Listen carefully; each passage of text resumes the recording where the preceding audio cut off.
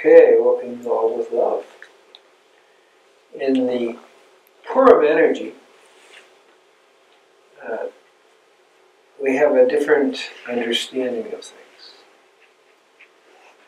In fact, it says in the time to come, Messianic age, people won't be using the Torah, but the holiday of Purim will be remembered. Why is that? And that's because in Purim it says you're supposed to get so drunk you can't tell right from wrong. Now, there are different ways of interpreting it. Some people interpret Purim as about getting drunk, physically and wine. But in alignment with the higher teachings, it is to become God intoxicated. It's not about getting drunk. And right from wrong, when you're God intoxicated, really talks about the fact that everything is a thought form. And in that context, none of it's real. I call it holy lies. Go a step further, is that even though they're all concepts, there still is a requirement that we distinguish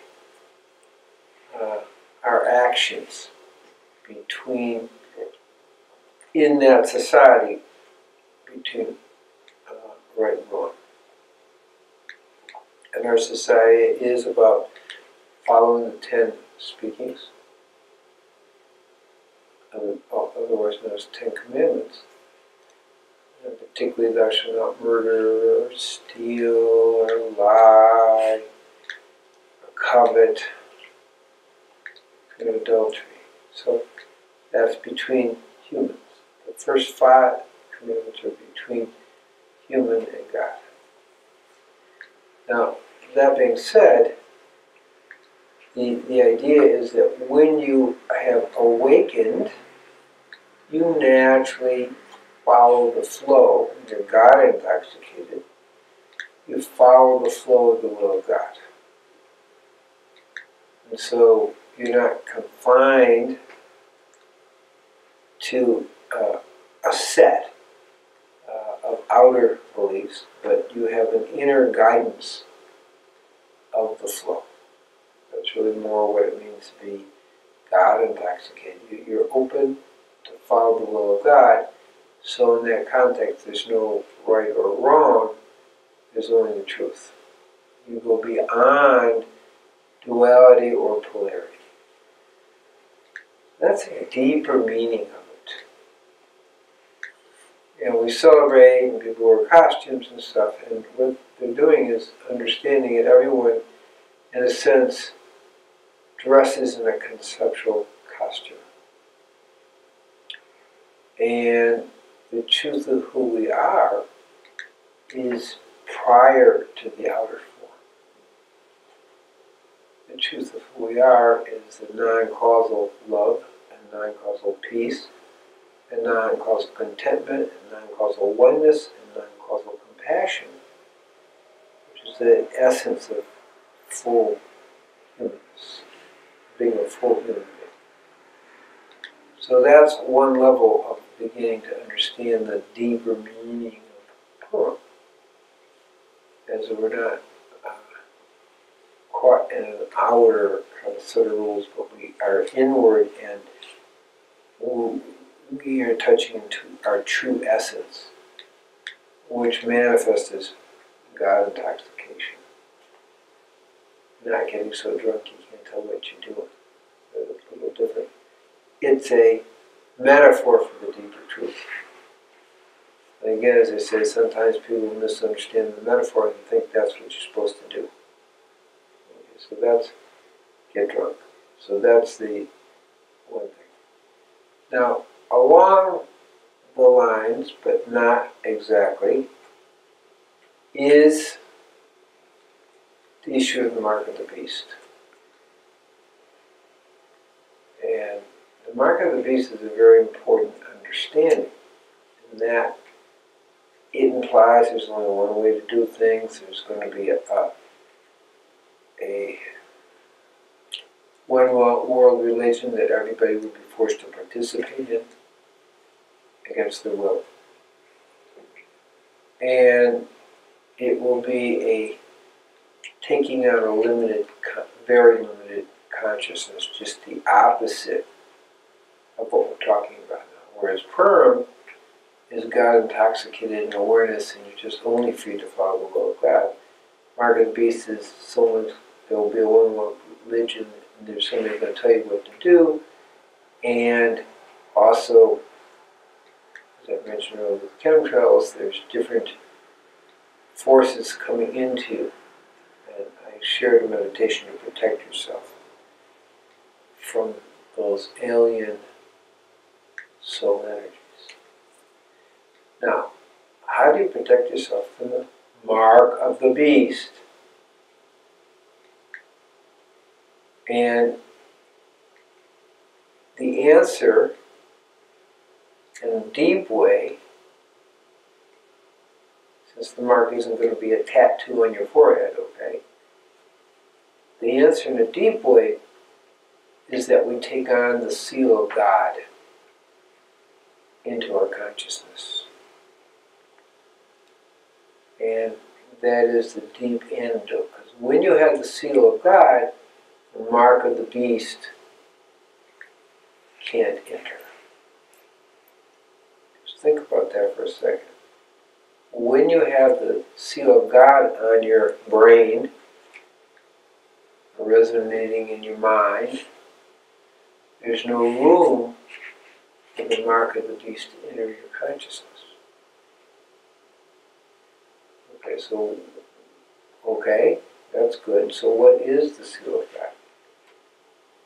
Well, in a very deep way, the name of God is the seal of God.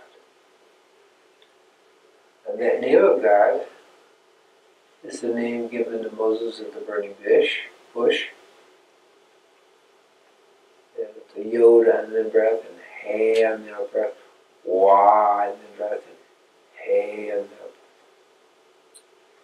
So when we take that and bring it into our beingness, we create a field that can't be penetrated by the mark of the beast. That's very, very profound, just to get that. Now, another aspect is what we call the Ophanim, which is a level of angel, but that's just a name. The concept of that is that we, as humans, are a walking tree of life.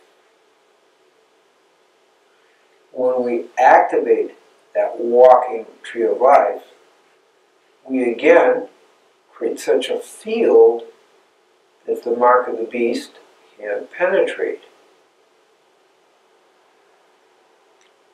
So that's a meditation that I'm going to share in just a moment. I want to go back a little bit to a few weeks ago when I gave a meditation to help protect us from taking in the kind of off-center scalar wave energy and instilling the true scalar wave energy. That is also a way of putting the seal of God on, because this true scalar wave energy takes us back to the point prior to time and space, prior to creation, to the center point of God. When we go to that place, then the marks of the beast, with the Mu particles and the smart dust, the alien soul energies, which are a mark of the beast for sure, can't penetrate and get burned off. But we have to do that every day. So I'm adding, we have 3 layers here. One is the meditation that burns up the alien soul energies that are the new particles that are in the smart dust. We already did that. Second is the name of God, which I just shared. And the third is the idea of activating our natural tree of life, just like we have a natural scalar wave, true scalar wave energy, which burns up that, and also the verticality that's linked into that. And that's the Ophanim. So what is that? So we have the tree of life that we're going to activate. So we're taking the name of God, the first two letters, and above our head, we start, it's an inhale. We're inhaling. I can't inhale and talk. We're inhaling. So it's a yo, yo,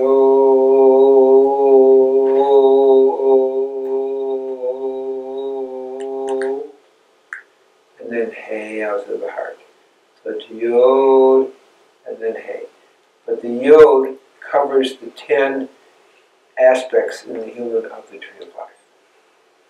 So what are we doing? We are planting the seal of God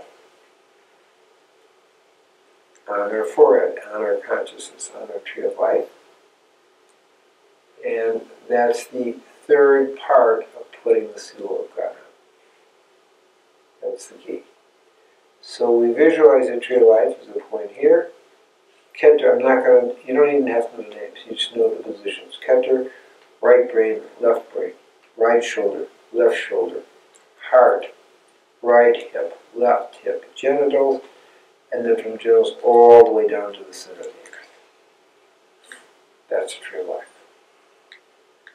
And it's an inhale of the yod, ya,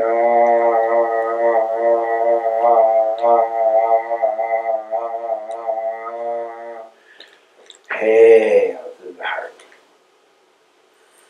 So now we've added the name of God as it was given to Moses at the burning bush, as also a name that was Jesus used to give to his disciples. 12 disciples, same name.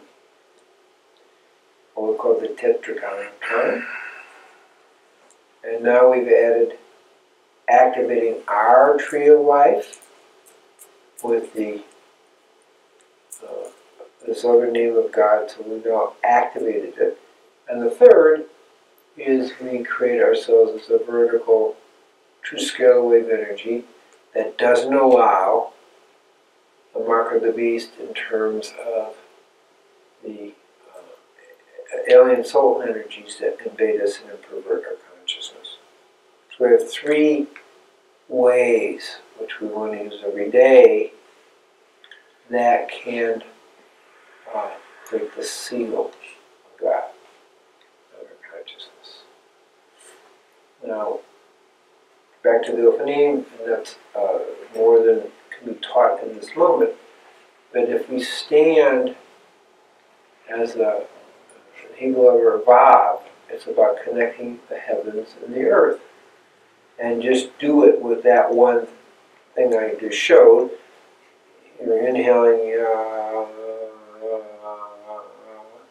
and then hey out to the heart. That instills the seal of God within us. And when that's there, there's no room for the mark of the beast. So may everybody be blessed with, now we have 3 levels to bring in the seal of God on our forehead and on our consciousness, so the mark of the beast can't penetrate. Blessings with this understanding. Shalom, shalom, shalom. Om Shanti, Shanti, Shanti. Om Natakilas.